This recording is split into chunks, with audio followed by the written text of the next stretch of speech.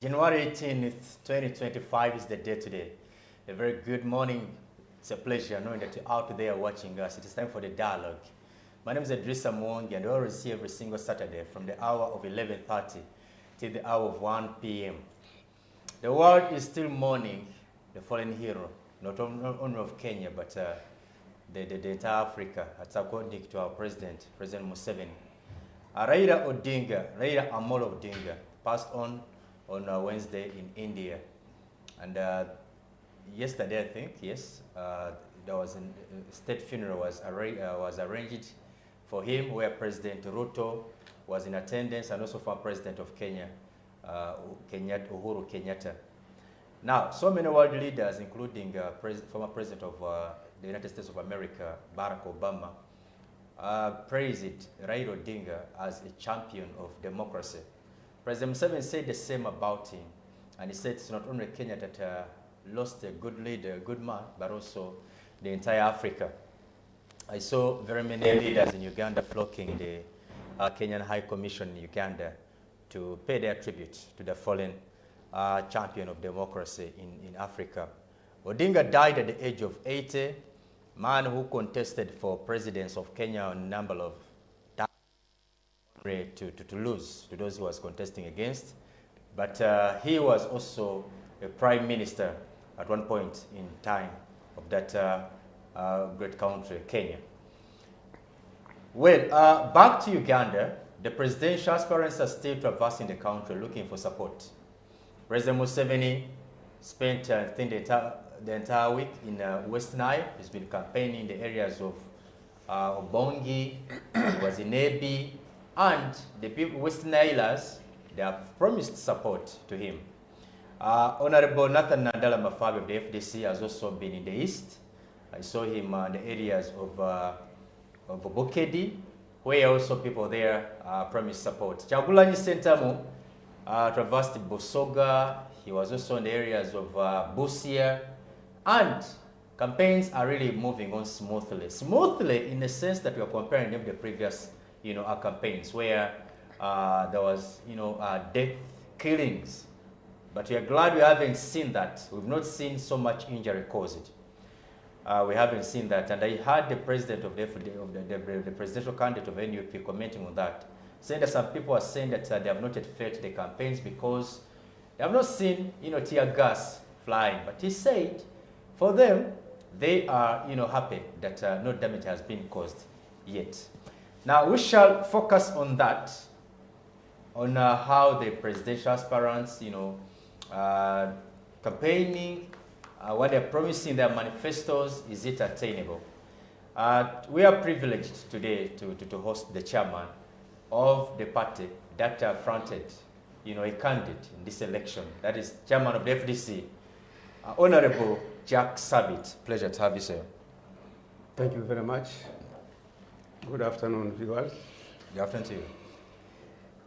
Otim Levy Akona Pesa is aligned to the National Resistance Movement. He's also a political analyst and a former parliamentary aspirant. Good to have him, Mr. Otim. Thank you very much. Good morning to BTM family. Good morning to the viewers. We are here to always call to the cause of duty and form of governance, and then analyzing whatever that comes up that can always develop our economy and country. Thank you very much. Thank you. Muze Honorable Mato Viani Goma is the national coordinator of the Front for National Salvation, a panelist on this show. Good to have you, sir. Thank you, sir. I want to join hands with the Kenyans for the loss of the target, because Raila Odinga formed Azimio. For us who went to English and exiled our thinking, we don't know. Azimio la Umoja. It is what assisted Tanzania. Mwalimu Julius Nyerere formed it with two people. It was him and Oscar Kambona in Arusha.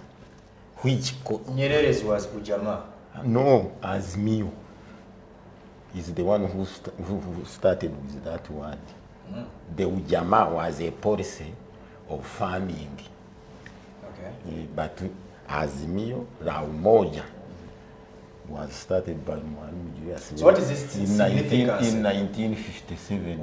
What is its significance? Because when you talk about it, that's what you brought out. What is it? It removes the ethnicity, tribalism. You join it together. Yes, that's what helped him to champion the whole Africa and even export presidents in the outside world, like Vladimir Putin was trained in Tanzania. Okay.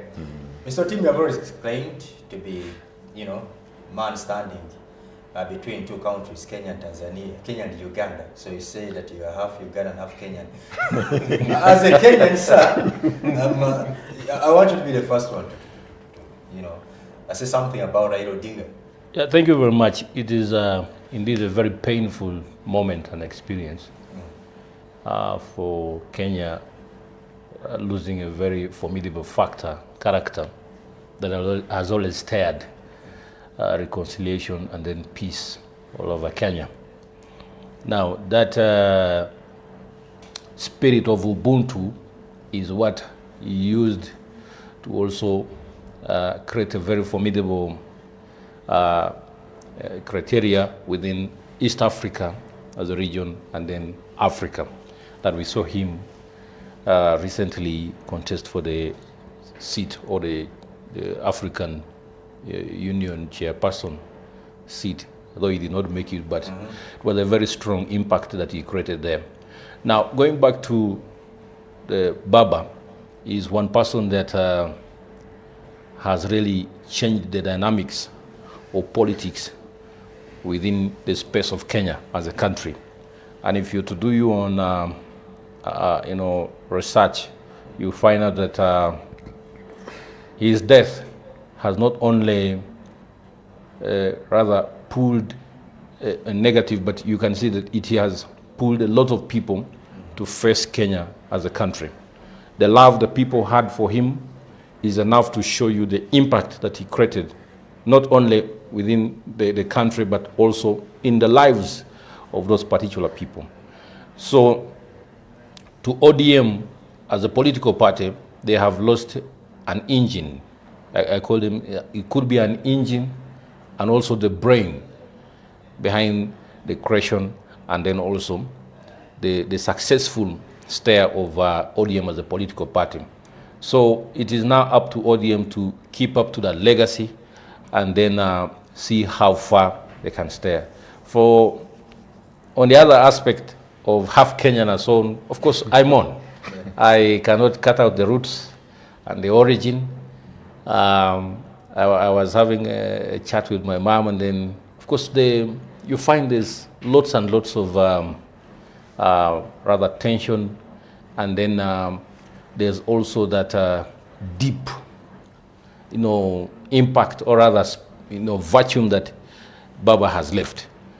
On the other side, also, we're also seeing controversies coming politically, but most reactions coming from the people is that we as a country should mourn. Why would the current president of the Republic of Kenya, sign bills into law in the process of tension? So there's also that rather observation that we have rather singled out. But in one way or another, my deepest condolences go to Mama Ida. She has been very strong. She's a lady that has endured from the times when Baba was young and started politics. You recall that there was a lot of persecution on him. There was a lot of always in and out of prison, and then also in and out of the countries. Also recall there was a time I read a book. There was a time that he had to camouflage as an old woman and then cross over to Uganda and then go somewhere to exile. And that was a time when there was lots of tension. But Mama Ida, yes, during the times of Arab Moi. So, but to show you that there has been, she has been very brave in that even when the husband was facing this kind of shortfalls, she stood ground and made sure that even without his presence there, systems were running underground. So she has been very formidable in trying. She's been a strong pillar to the late Right Honorable, and I believe that Is she the winning best? The winning best you cannot, Ghana? you might not equate to Winnie Byanyima. Because they're in the same position.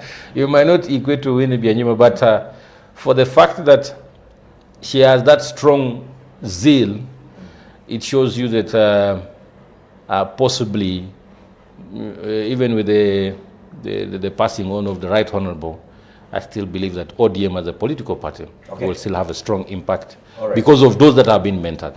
So sincere condolences to my brothers and sisters from Kenya. We truly and deeply mourn with you over the loss of a very strong man. He was a mentor, was a true leader, and a grandfather. Indeed, thank you.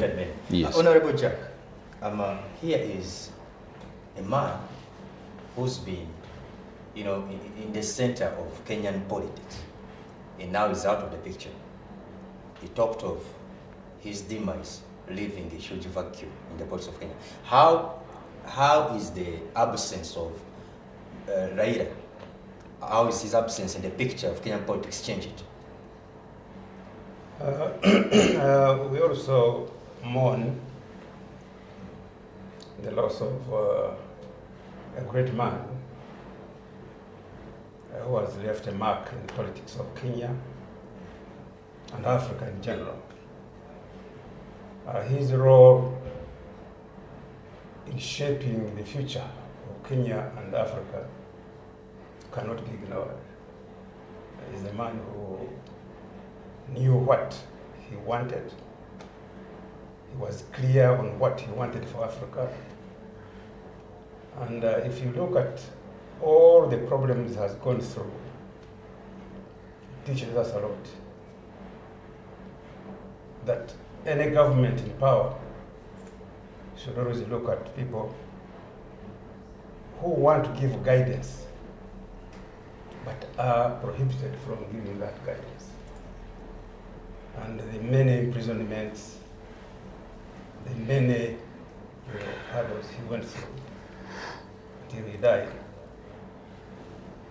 is a clear signal to African leaders that it's better to look at a country where you want Africa in general to work together so that we target those good things that we think are better for Africa or for African states. He suffered, there's no doubt about it. Most African leaders, as you know, have been very dictatorial. They are self-centered. If you have to compare regimes, under whose regime did he suffer the most? I don't think he suffered under all of those arrests. All regimes. Look at all regimes how they treated the dead. He was in jail many times. You know that, right? He suffered. He went in exile. It's high time that African leaders start taking note of some of this. We lose strong men and women who should have helped. And that's why some of us believe that a leader leading forever like a king at times is not good. You stop, you prevent, you become a problem to society. A man like Raila should have really been given a chance. But the chance was never given by the state. What chance are we talking about here? Because, Lead Kenya. look, Honorable, you remember at one point, when he contested, I think it was in the government of Uhuru where he was Prime Minister, right? He was. How yes. did he become Prime Minister? Well, yes, being a Prime Minister and the President, there are two things. Shared power. Yeah, he tried. But you know how the problems he went through? While he was Prime Minister before? Both. Within the system.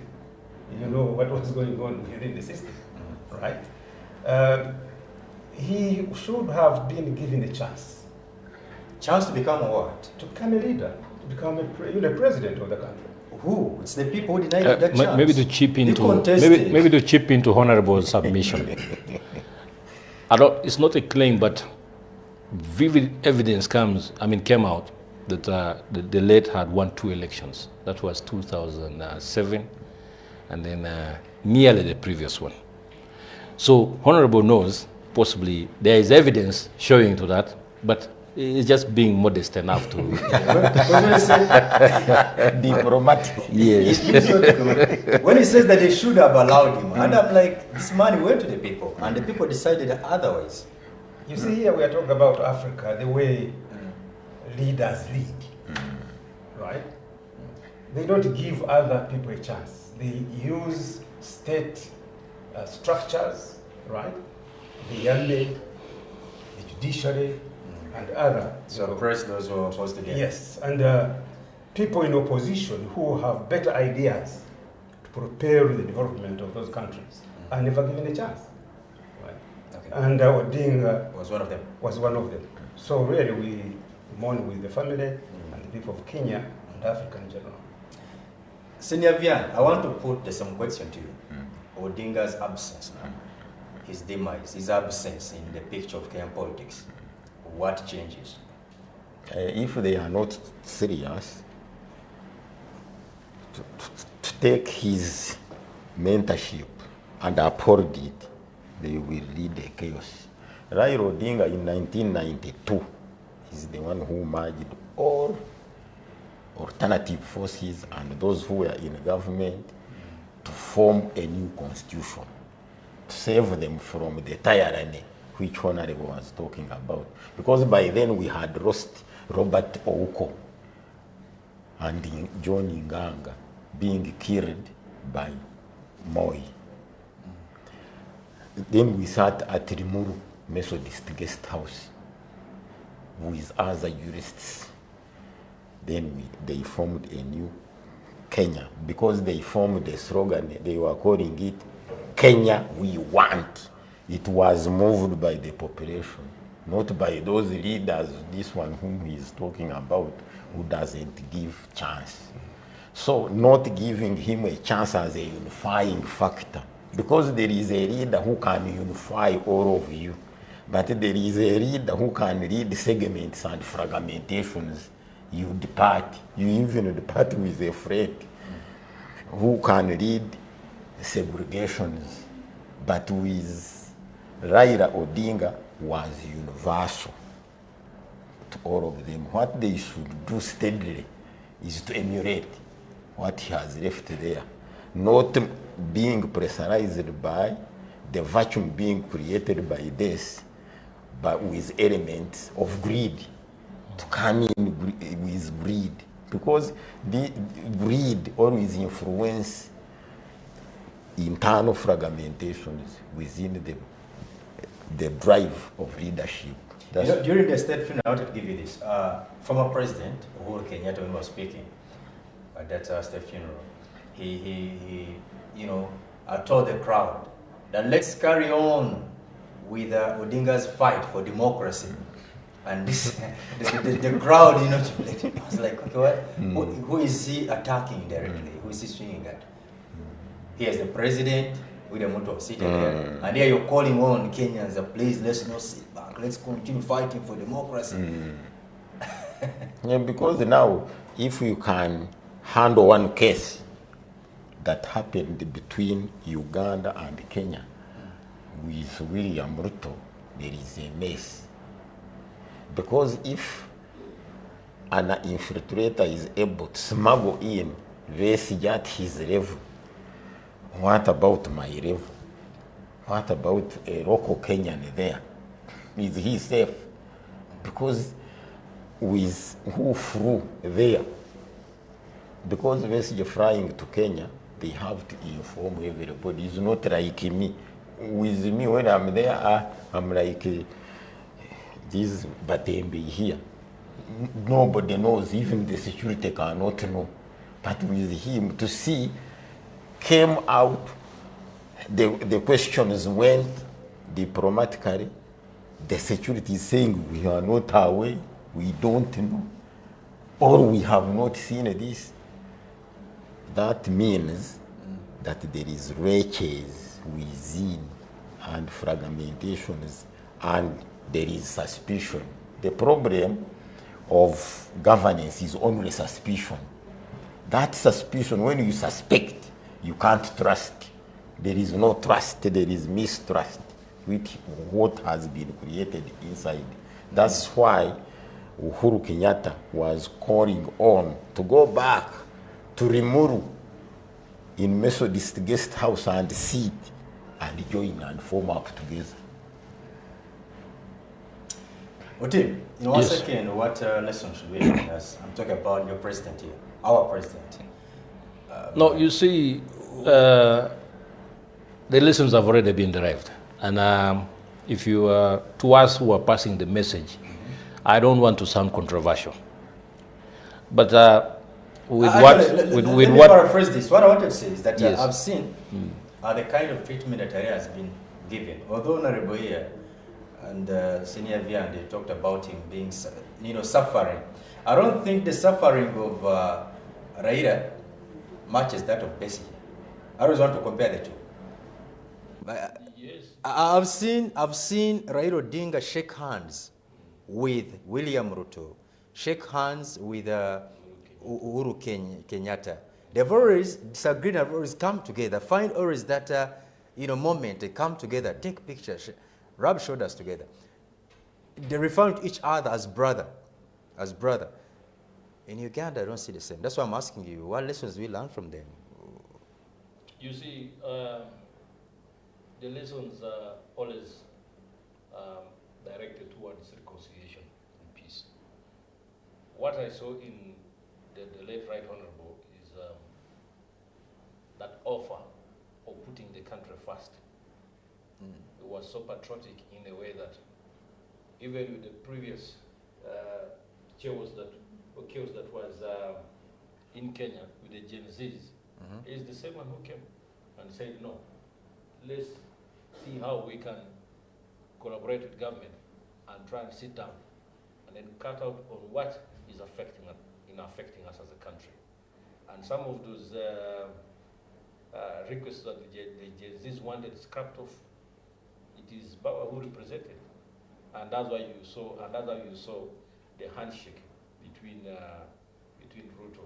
Who initially had said that he was not going to take handshake. Yes, that will not. Remember Ruto had said initially that He for had him was not promised, going to but, take that walk. When he really saw that things were not stopping but escalating, he had to really run and patch take a things shot. with him. But it also takes you back to Yes, the former president, in a second. Uhuru Kenyatta, and how he really, his speech shows you the type of bond he had with the late Right Honorable. It shows you that he was a man who always desired peace. Up to now, he has chosen peace over power. That's why he served his 2 terms and retreated back to offering guidance from outside the premises of the power. If we had seen the former president being greedy, then possibly would have also wanted to extend terms from 5 to 7 years, like I have already seen the bills that were endorsed, the 8. And that is what took these young people to the streets. So I also want to believe that after the burial of the Right Honorable, Kenya might not be the same. Honorable here, you see. Not the same, for the Kenya might better not for be the same. Because I've already done interactions with some key people across the border, and they're telling you that we're only paying tribute to our father. But after, we want to go and then have a discussion with our president, because we have seen he has appended 8 bills into law. We want to go and we discuss with him on how these terms arose. Were there consultations? Was there memorandum that was fronted towards the citizens? Let's wait for that, Mr. Tim. So, now let's come back home. Yes. You got to our politics here. Honorable Jack Sabit here is the chairman of the Forum for Democratic Change, and their presidential aspirant is Honorable Nandala Mafabi. Like I said, I've seen Nandala Mafabi, pulling crowds in his campaigns. Chairman, briefly take us through the manifesto. I was, You know, one thing I've seen that caught my attention here is 1 man and 1 woman for every district. Let's start from there, and then you briefly, now that we have you here, you can tell us more important things that we should take from the manifesto. This manifesto Yes. is a good manifesto for the country. It's not just things, bringing things together in a week or 2 weeks, and you just give such issues to the people. This is a well thought out manifesto, which has taken us a long time. As you know, me, Nandara, and others, the executive, have been in this party since its formation. We have gone through many manifestos. We have seen Uganda being managed and mismanaged. We have tried to put a candidate. You remember we had Kano Chiza Besigye. At one time, Muntu was also equally interested. Amriyat was there. And now we have Nandara Mafabi. Nandara Mafabi has gone through all this process. I worked with him in the public service. I worked with him in Parliament as members of Parliament. I worked with him on committees of Parliament when I was the chairman Public Accounts Committee and Local Government Committee. We in a party called FDC, we think Nandara has the capacity where he is now. He has the capacity to shoulder the responsibilities of the Ugandan state. He's well versed in the management of public affairs, in law, in economics, in management, in policy formulation.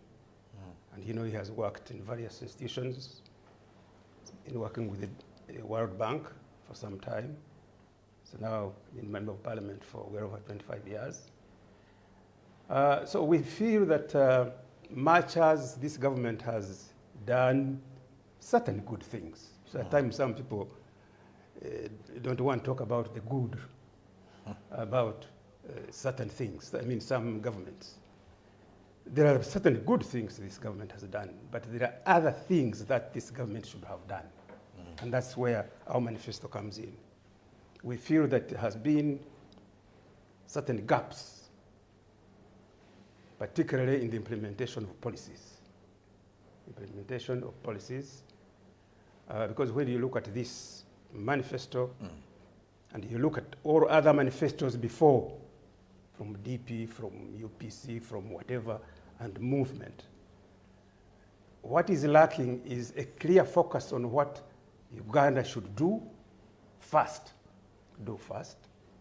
and then add on. And we feel this manifesto, which we have presented to the country, 2026-31, will guide this country. And whoever wins, we recommend he reads this manifesto seriously. Whoever wins. Doesn't necessarily mean FDC. When you speak like that, it means you don't have much No. hope that you... Look, whoever wins, today or tomorrow, must look at this manifesto. That's a good one. Because it looks at the future. What areas exactly do you president look at and the and you're future. like, these are exceptional to us? We are looking at education. We are looking at agriculture. We are looking at governance. How do you govern Uganda? We are looking at the youth issue. The youth. Now they constitute about 56%. So you're saying our education, our quality of education is diminishing, and children are not learning. The education system in Uganda has lost sync with the needs of the country. Since the inception of UPE and subsequently universal secondary education, the education standards of the country have taken a negative turn. There are also learning disparities between government and private schools. Learners in private schools have a better learning environment compared to their counterparts in government schools. Why is this a problem? And how is it going to how are you going to? I'm happy that you are young, you are in this generation, right? I have come from all these generations. I went primary one, you went primary one. We try to compare, you see, how we were brought up in those schools. Primary, secondary, HSC, university, and higher education. If you compare our time and this time, other than a few changes here and there, you find that there has not been a clear focus on the type of young child that we want to lead this country tomorrow. How will a citizen of Uganda who is born in this country, what he will be tomorrow? In other words, you must nurture the child by looking at the policies of government, right? The type of education, the type of health systems, the type of transport system, the types of agriculture, right? But it's not just coming up, all of a sudden, I have this policy, you abandon it. You go to another one, policy, you abandon it. And this manifesto focuses on those specific areas. In fact, I've heard your presidential candidate also talking about people having money in the pocket. Yes. How is this different from the current government's policies of PDM? They're also hoping people have money, keep money in their pockets. Me and you live in this country. Yeah. Go back to your village when you're talking about PDM. How well researched is that program? How will it be implemented? I've heard some people share success stories. Yes, they can say success stories on newspapers. There's a woman, but look, if there is one woman, it's like saying in that family there is a man who studied and became a professor. Okay? He's one there, or two. But the 80%, right, have not had a child to be that. So if there is one, maybe he was given more resources, maybe he had a better foundation even before, right, and has become that. So really, it's not just slogans and saying, we shall do this, we shall do this.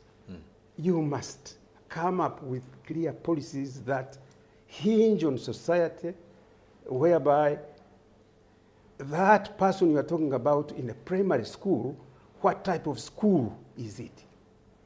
We all went through primary schools. You remember, if you go back to ask some of us, our age, a primary school was a primary school. A teacher was a teacher. A nurse was a nurse, right? But these days, you go to primary schools where some of us went through. I went to school called Nyakisoroza Primary School, right, in Ruchiga. That school, yes, it had much better buildings, but the teaching system, the teachers, the quality of education, yes, their commitment, was it good, right? It was imparting knowledge to a young person. By the time you reach primary 6, you are like a mature person. Honorable, I wanted to ask you about your presidential candidate. Yes. How did you arrive at him in the first place? And you thought, well, I know there were two, Patrick Oboya Amriat and Nandala Mafabi. And we were surprised to see Nandala coming. And you think that Nandala, because you're the chairman of the party, you have all the authority to answer this. Tell us about if really FDC produced the best candidate for this, election. We have a system. We have a system in the party. We follow the constitution. We don't wake up one day and I say, as a chairman, Nanda, you are going to be our president. No, we have a structure. We have a constitution, how a president is elected.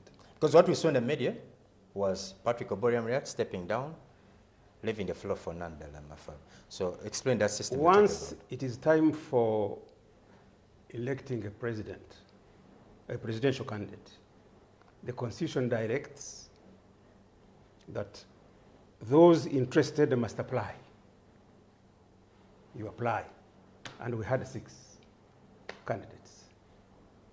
We have an institution called the Electoral Commission. That commission sits down, looks at these people, analyzes their CVs, and they come up with a document which is available to the top management of the party. We discuss. We do a little bit of short listing, those who don't have qualifications in terms of education, in terms of their participation in the party, in terms of many, many other things. After that, we send the names out of 6. We sent 4 to Electoral Commission. That's a specialized unit within the party, which must look at these people seriously, look at their CVs, study what they are. And we found there were 4 people who could qualify, right? Because every member of the party is allowed. We never knew of the other 2. We've still known Patrick and Nandala. Who are the other 2? Yes. There was this man from Ankole. The 4th one oozed out. Okay. Yes. On his own. Yes. Then you are given a chance to address, for example, NEC, right? Later to address National Council. Later to address the Delegates Conference. So all of these processes were followed. All of them. They were followed to the latter. In the end, we were left with 2. You see, others were dropped as we moved on. Others failed. One chose to pull out and Yes. left here. Others, failed to have the, everything that was required. Requirements. Yes. So 2 remained, and we subject them to serious discussions with the elders. We have, chairmen of districts. We gave them a chance to go out in the field to discuss with the population in the different districts. They came back, and in the end, as a party, and me as the chairman of that system, we agreed that these 2 qualify. And we gave it to these 2 gentlemen to go and discuss. The 2 of them? Yes, the 2 of them. Go and discuss. Okay. They did not agree. Oh, at first they didn't agree? Yes, at first it was tough. They did not agree. That was easy. So ours is a transparent, system. They didn't agree. Then you intervened. Good enough, no, good enough. The elders from different districts came. There were about 30 elders from different parts of the country. We sat with them in NEC, National Executive Committee. Yes. NEC. We sat with them. They also gave us the opinion. And in the end, Amriat offered and said, I think since I tried last time, let's try this one. Okay. And it was transparent. That's how we came up. Indeed with it was, because Nanda and Mafabi. Because we've seen actually Patrick Oboy give him all the support he needs. He's been moving with him. Oh, yes. Let's talk about your friends at Katonga. They have not, fielded a presidential candidate. Does that mean that they're supporting you? Some of them, are they supporting you?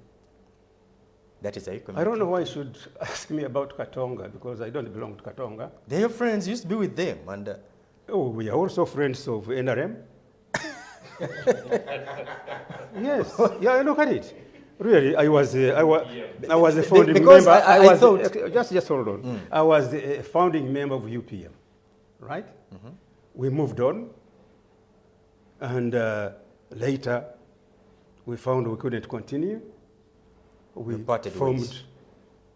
our own small organization in Parliament, Parliamentary Advocacy Forum, Powerful. PAFO, of which I was the Treasurer General. And later, we merged BSJ's group You became a FDC. and PAFO, we became FDC. That's how actually FDC started.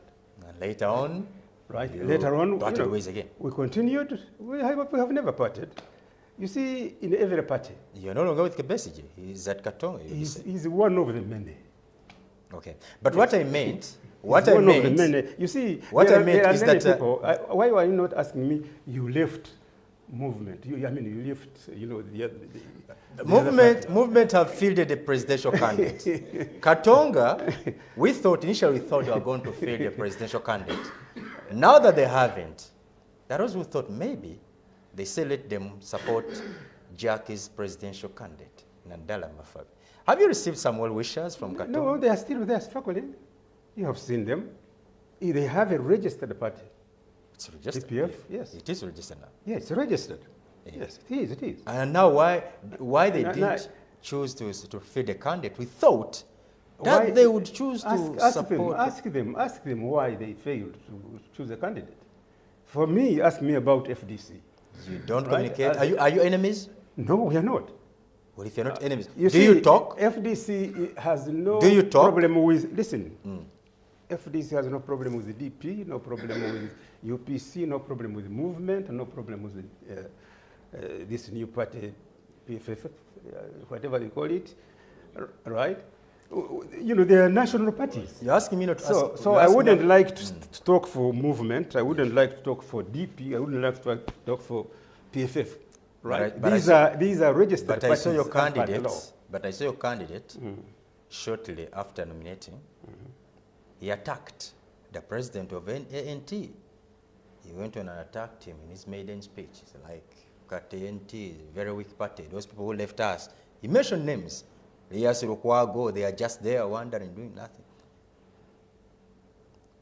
Do you want to condemn this? That was maybe unfortunate, but I don't think maybe you have misinterpreted what he stated. No, I'm a journalist. I Right. couldn't go to. But anyway, just one last one before you go to him, to Mr. Vian. Someone would want to know, because now that we have you here, Honorable, we have the chairman of the FDC. Someone would really want to know what sparked off that split between FDC Najana Nkumbi and the people at Katonga. As chairman, what exactly? Because what you tell us really is going to be the truth. You are the authority in this part. You see, a party is a party. Once you have a party, you have a constitution. If you don't adhere to the constitution of that party, or if you are a president of a country and don't adhere to the constitution of that country, there is a possibility that there will be a problem. Right? Now, FDC has a constitution. It has structures which govern FDC. And we must follow those structures through that constitution to make sure that we implement what the policies that FDC has. Now, whether you are a leader, a president, or a chairman, or a secretary general, even a legal advisor within the party, you cannot come up and violate that constitution and you expect everybody to be happy.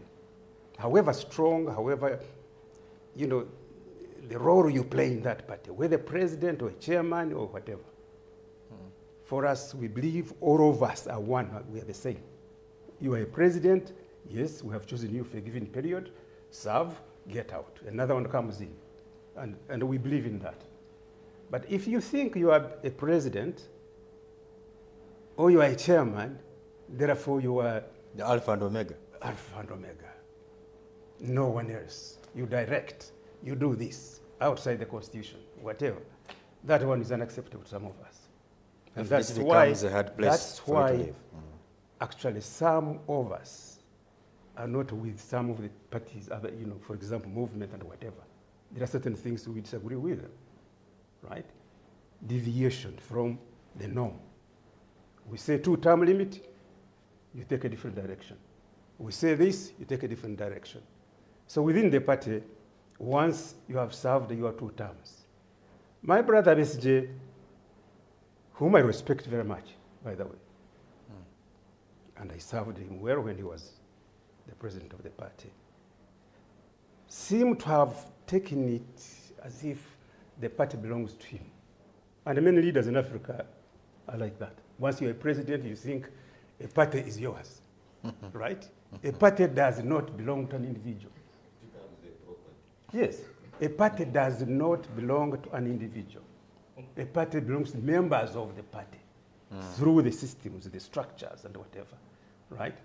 Now, once you finish, for example, I was the Treasurer General, 2 terms. After 2 terms, I left. Until again, I was elected to be the chairman, right? And our constitution states you cannot serve in that office more than 2 terms. Now, Besji served 2 terms. Muntu served, the second term he didn't continue, but if he had been continued, 2 terms. Amriat is serving his second term, right? Now, when Besji finished his 2 terms, he created Katonga as another structure of FDC. How? Yet he was not holding any leadership position. He was still a member of FDC. But not holding any leadership position. No. An ordinary member. Not at all. He's an ordinary member. As I was an ordinary member when I was Treasurer General and I left. I had no any other role other than being a member until I was called back to come and serve. So what I'm getting from is that the creation of Katonga became... It was illegal as far as our party was concerned. But he continued because we liked VSJ, we worked with VSJ. Some people felt that maybe what he's doing will help us also, right? But it ended up by being a personal interest. And that's where we parted. Yes. And he appointed me. I saw him talk about it on TV, that I was the Secretary for Security. And I remember I asked him those questions when we were in a meeting in Katonga. I said, but what are these structures for, right? But this was basically not holding any leadership role. But was this a is a member. man who would call the party president, Party Kobea Moriat. He would call for a press conference and he stages a press conference with those sitting next to him. Oh, yes, Alongside that's normal. him. That's normal. You Is it normal? Can any there is other something. For example, I'll give you an example. I served in public service for many years. Even when I was outside public service, at times, some senior leaders in public service would call me to help them on certain things, not to work there, but to say, what is this? What is this? You see. So if you are a member of a party, you are a president, surely you are still a member of the party, and we have certain things that we think you can help, us on. Okay. We call you, come and help us. All right then. Right. Let's first take a short break. When we come back, the dialogue continues. Don't go away.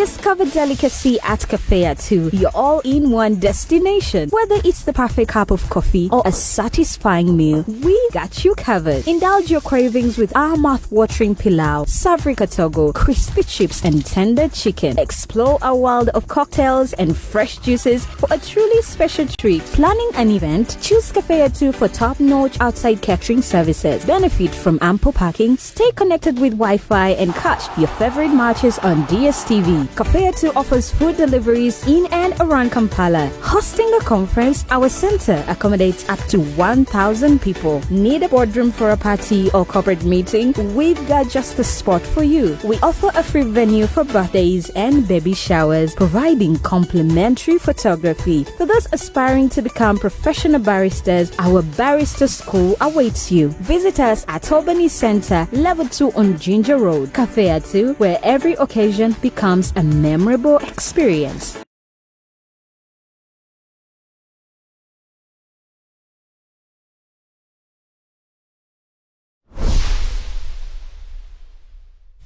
Don't miss on BTM.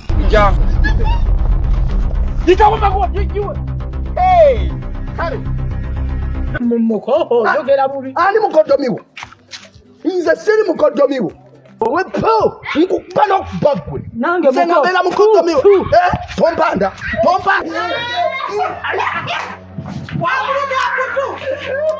Amulumi okutu banange.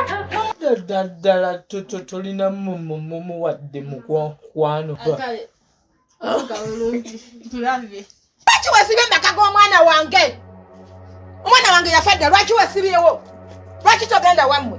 Androdi yatolako butozi. Oli musiru? Androdi siri musiru. Tokimanyi ologera chairman. Defense over. Ndina muteekateekagenda kukwesimbako ozaga chairman.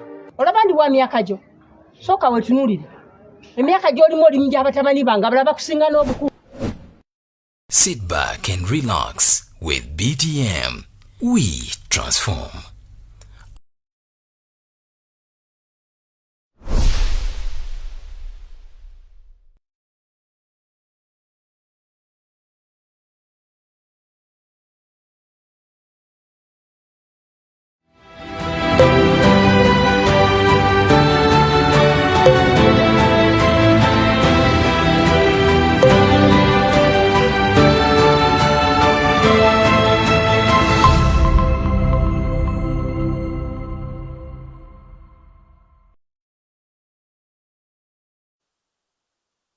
Thank you so much for staying with us. You're still watching The Dialogue. We're coming live to you from Kampala Road here on Toban Center, where we are based. My name is Idrissa Mwonge, and my panelists here on my immediate left, I do have Honorable Jack Sabit. He's the chairman of the Forum for Democratic Change. I have Mr. Otim Levy Akona-Pesa.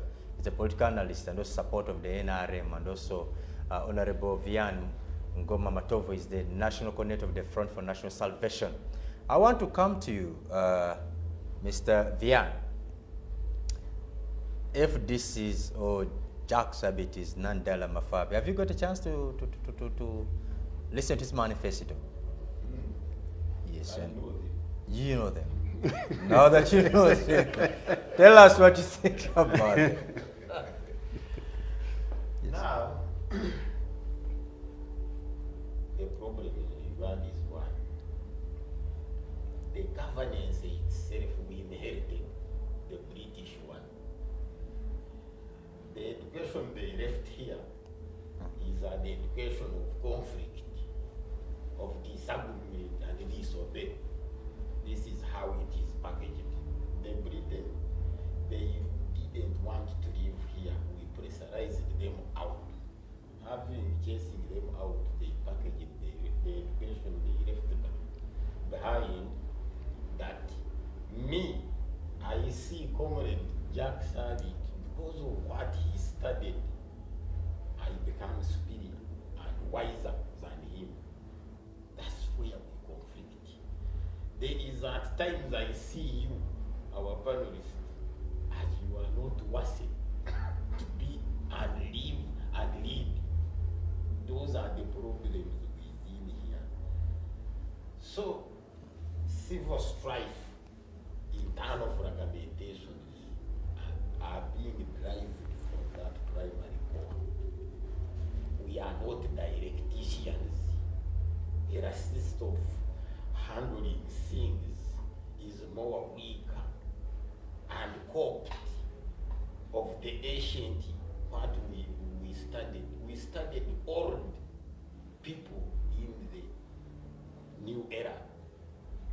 Can you imagine me with Napoleon in the Uganda of 2000 of this century?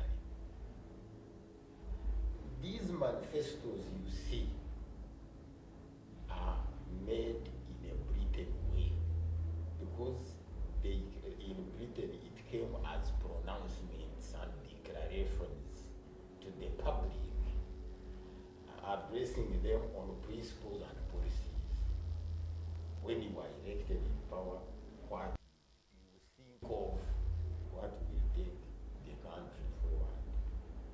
The best way traditionally, how we did it in our traditional centralized thinking was a rival party brings a manifesto and you bring yours, you hand them over to the electoral body.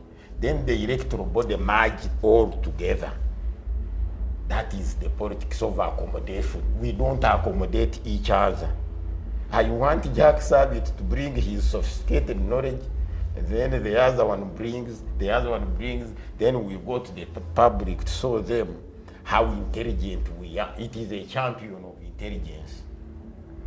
These manifestos should be merged together. The best in the electoral commission, there is a political wing. Then the political wing packages them together. When it comes that FDC wants, takes her up all. And it shouldn't be the prerogative of the implementers, the public servants, to come and give an accountability.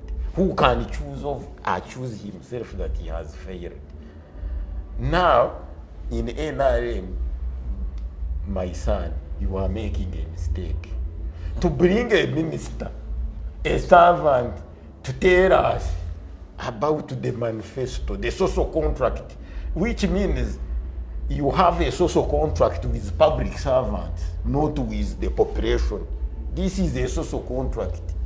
The one of my brother Jack Savitt, a comrade I lived with for a long time, this is for the public consumption.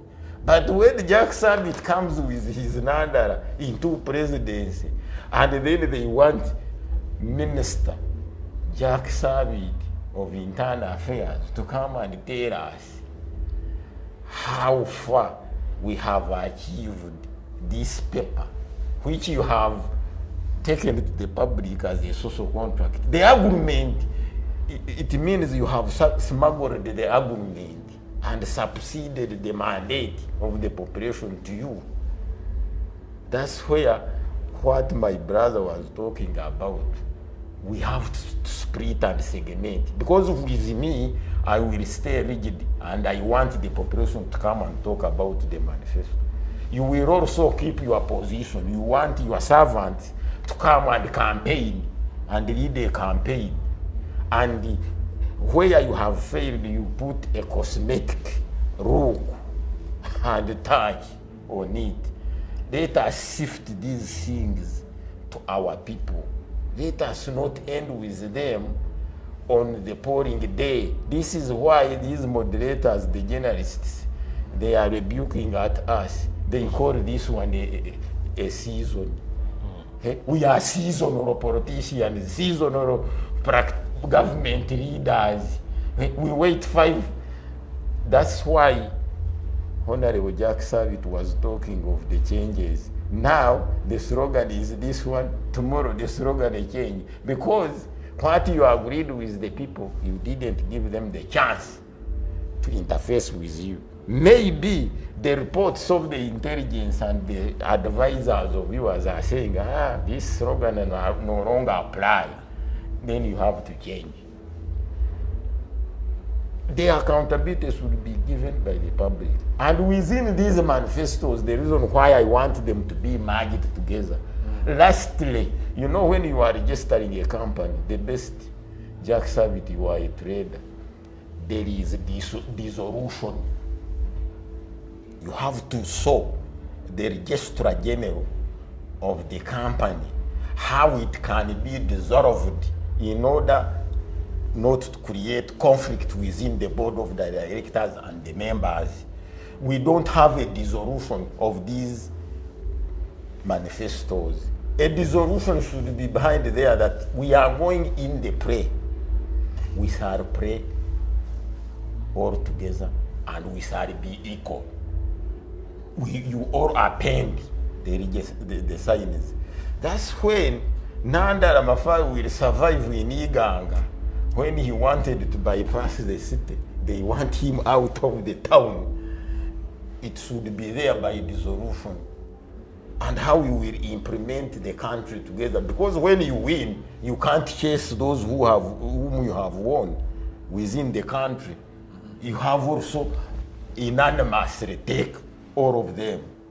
That one should be jointly within those manifestos packaged, so that when the police violates, the incredulous finger must go to whoever controls it, because it is included there within the book. But now, according to the acts, these acts of the Jack Sabbath from Parliament, they separated all of us. I see it with my people. We package, this one packages, the other packages. We go to the field. We are behaving like political bats. Bats, when they are going to look for the prey, they come out together. Everybody takes its route. They don't go together. They don't mind whether the other one that has gone, will it come back, will it survive there in the field, or will it the survivor for the fittest. So within politics is a universal game, is a joint game. We should play it jointly. And we should have a time to sit together. You see now, within Uganda, there is somebody who doesn't want to look on this one. This is where we are failing. On who? On this individual then. There is that one who doesn't even to see on the NRM. There is that one who doesn't want even to see the manifesto of Common Party. There is, sorry, if there is something good in this manifesto, and there is something good in the movement manifesto, there is something good in DP manifesto, what is the problem? Merging them? Merging that two. Because some of the things which are here can be in another manifesto. Yeah, no, this is what I've seen. What you're saying, this is what I've seen. I've seen this. If you are a government now, yes. You have taken over government. I think at some point this government has taken on your ideas from FDC. Yes, I have seen them change. You remember when they were, I think they were in the north or where, I saw the movement trying to copy something from here. Right, and I say, yeah, not even this person. The idea of the removal of the adult copying is not heresy. What should be heresy is to sit together. I agree that Jack Sabbath on this angle is better. No, but in good management, sorry to intervene here. In good management, once you are in government, right? Yes, you have a manifesto. But nobody can stop you from getting a good idea from anywhere else. You can. If you're in government? Yes, why not? If you are in government and you find at a given time this is relevant for my policy, why not? I've seen them actually adopt some ideas from you, only that they never come out to say. Oh yes, of course no one wants to say. For us, we want it right pronounced. We know that here we were about sublime or to think FDC prayed this one. We stopped praying this politics of self-aggrandizement. That's what is causing cheap popularity within ourselves. Aggrandizing yourself. I did this, I did this, I did it. As if you are staying alone within the country. That's why I say that they should sit together. The legal teams are there within the party. The political wings are there. They merge. It is pronounced that this one came from here. As we know, for us we know. Because when they are mounting parades within Uganda, they say, British. But they have never forgotten that we got it from British. Those of the French, they have the French parade. Why do we aggrandize and support those from outside, and we fail to praise our people that here we were advised by so and so? Even if it's not of your party, then we move together. That's like praising your opponent. It's like campaigning for your opponent. No opponent. These ones of the opposition. For us here, we don't have opposition. Because I've never. We are brought by. President Museveni gave credit to opposition at any point. Just like also the opposition, do you at some point sit here honorable and really praise the president that he has done well here in this area and this area? Do you sometimes admit that at least in this area, they why not? Why not? I remember when I was in the, is it Changejo? When I was accompanying my presidential candidate. Some people want us to be so negative, right? That's when you become a true opposition in Uganda's context. In Uganda's context. No. You don't have to say anything positive about that is government. primitive, politics, right? You can't say, since Jack Sabitt was born, he has done nothing in this world, right? You would be telling lies.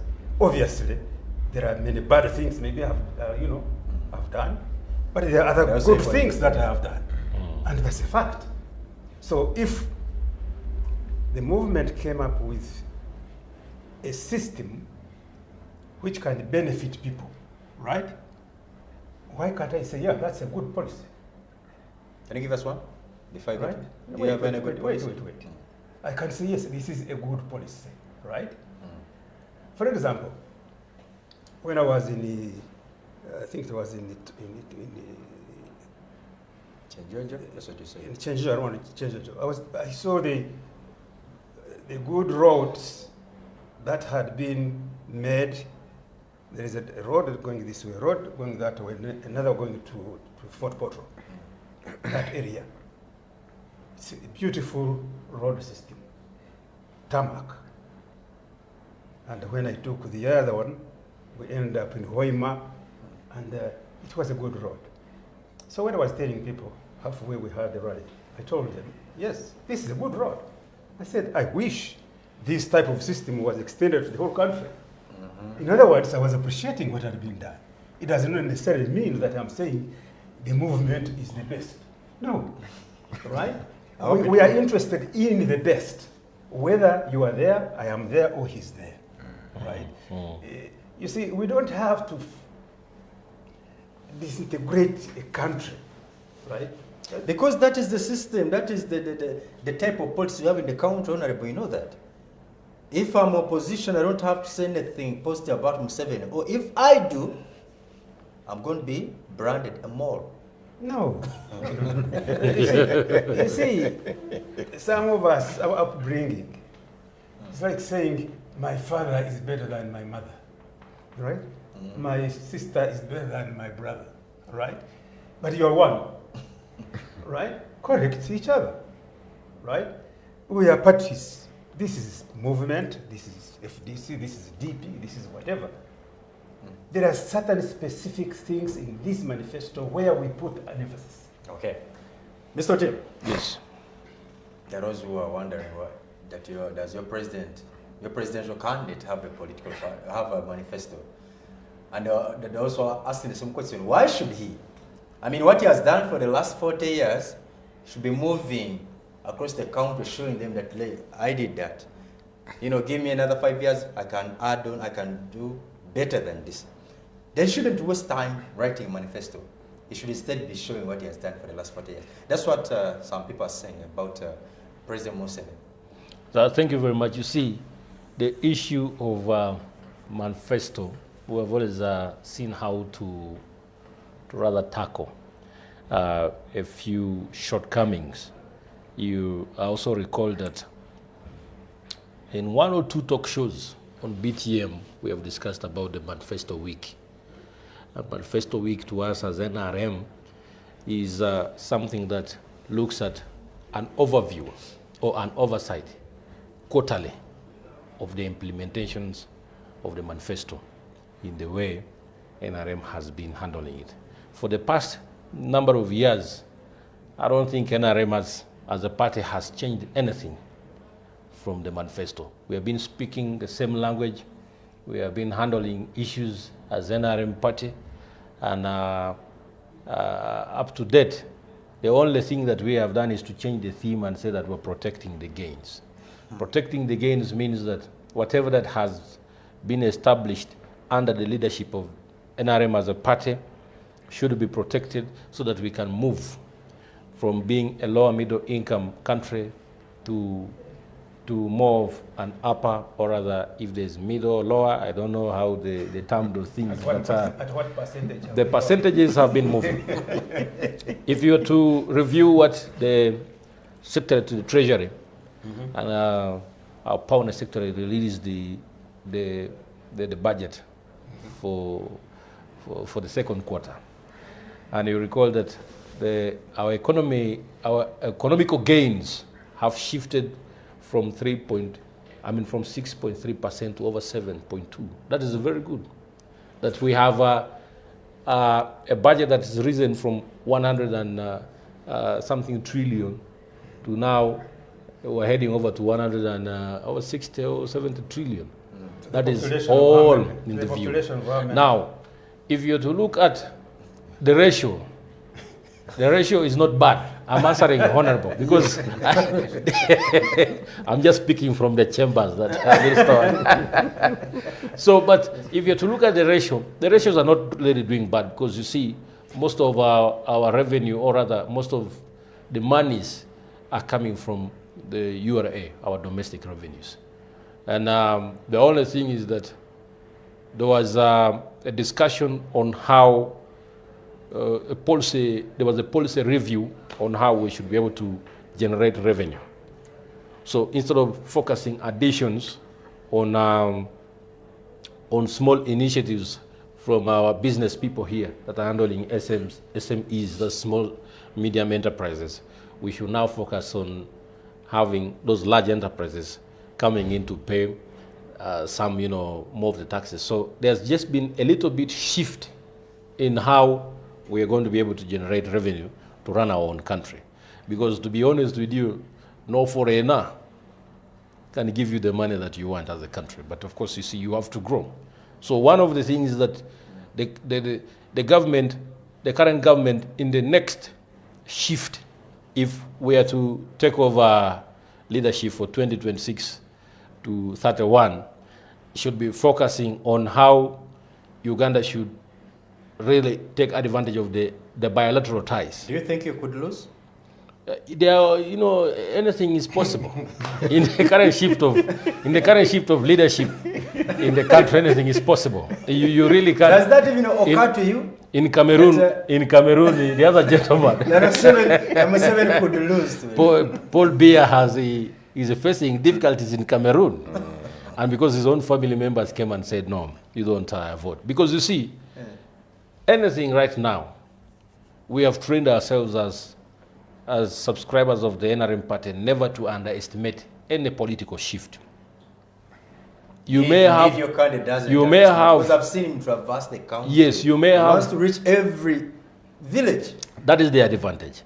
You may have 100%. You see, you kind of did address this. There are those who say that why should President Museveni, his advanced age, doesn't have that energy that he had when he was still a youth.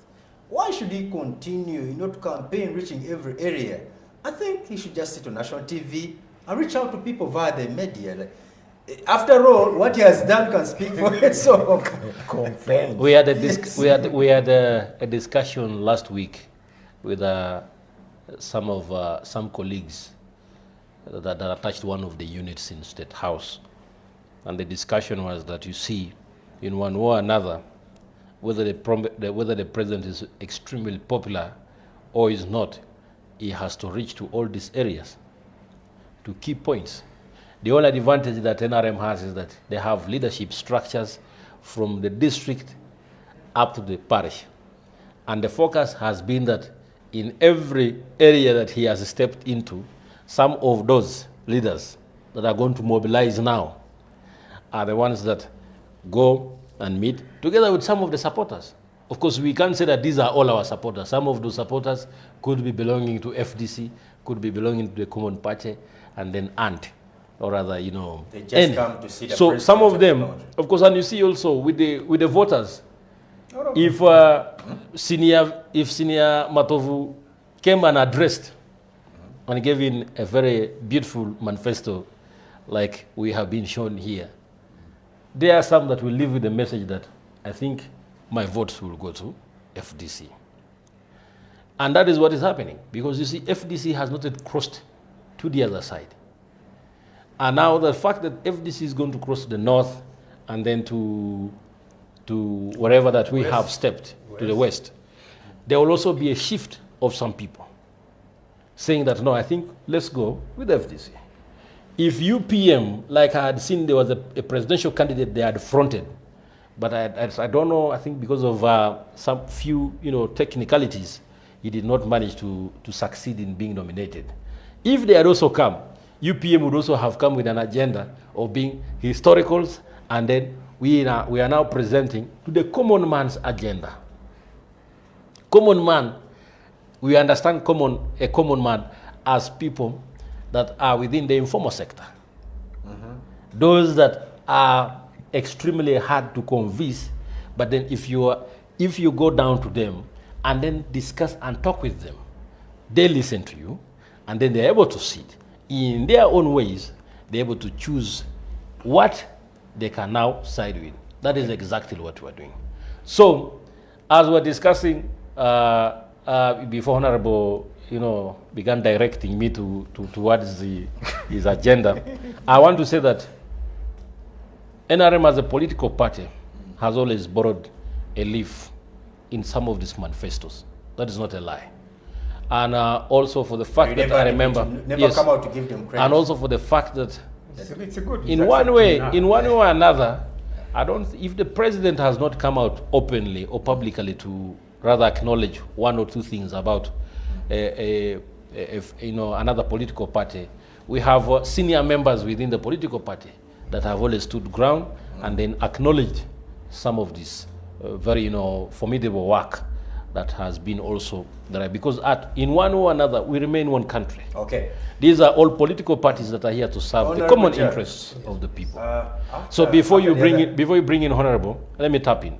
We also have iPod that has been very strong at uniting these people on a national cause. Some have been very, very, very, negative and then rather repulsive in how they share information. The president has also come strongly and said, I have no problem with working with opposition if we can sit on a dialogue and have these discussions. I remember in one celebration, I think of Uganda Matters, where the president had a handshake with Besigye. But some other group of people did not take it lightly. They said, you see, this handshake, it indicates that behind the scenes, the president is working together with the opposition leader. Anyway, so allow me to go back to Honor, because you have looked at the clock. Yes. So those all hinder. But I want to believe that in a it's minute, for a good cause. Here you are also looking for a big representation in Parliament. What's your target?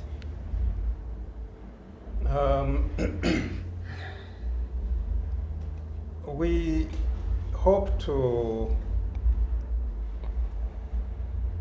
put a candidate in nearly every constituency.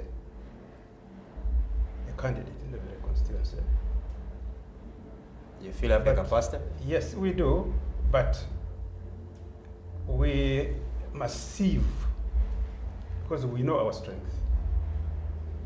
We sieve out those areas where we know, yes, we may have maybe 5%, 10%,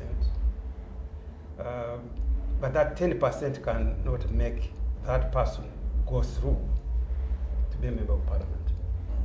Therefore, you must look at areas where 50-50, here this candidate will go through, right? And we concentrate in those areas. In those areas. Do you have a number in mind that at least we expect to have this number? Well, at the moment, yeah, we have an electoral commission which is now working on that. Because the ones you're left with after the others left you went with the Katonga, storm. The ones you're left with? That one is not a big issue. You see, we left movement, went to FDC. You see, that did not take away. You see, there are certain things that people talk about. You see, a Ugandan has seen what is good and what is not good. Okay. And they will choose, right? Some people are strong movement. You find they are voting PP or they are voting FDC. Oh yes, they're there. He hinted on the iPod. You've never had issues with the iPod? No, iPod we had at first. Let me tell you the truth. This issue of iPod has been discussed for a long time. And I remember we even wrote to the system to reject certain things within iPod, right? And then later we had to weigh if it is only 10% out of 100, surely. The other things we can see how to normalize, right? But we feel that parties should discuss. Should dialogue. Should discuss for the better, future of this country. All right then. Yes. In a minute, Mr. Vianas will walk out of here. That of iPod betrayed the dispensation. We were opening up the space and we closed seriously and maliciously the space. When you bring the dialogue into parliamentary representation, that's myopia. It should be all registered political parties and political organizations. The act is not to form a party to contest. They are political organizations for political activities. The act reads, we are behaving as if we don't know how to read and write. The act says, political party and political organizations act. But now we are going to parliament for representation and numerical strengths.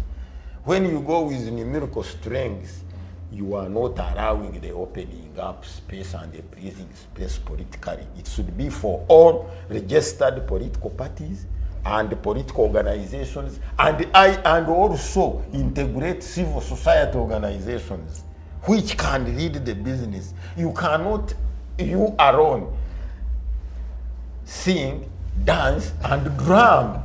Thank you so much, It is a decadent role. Yes. And a medieval one within the political heresy practice of Uganda. Thank you so much, Mr. Vianney Goma from Front for National Salvation. Thank you so much, Mr. Tim Levy, Akona Pesa, and thank you so much, Honorable Jack Sabit, for sparing time to be with us on the dialogue.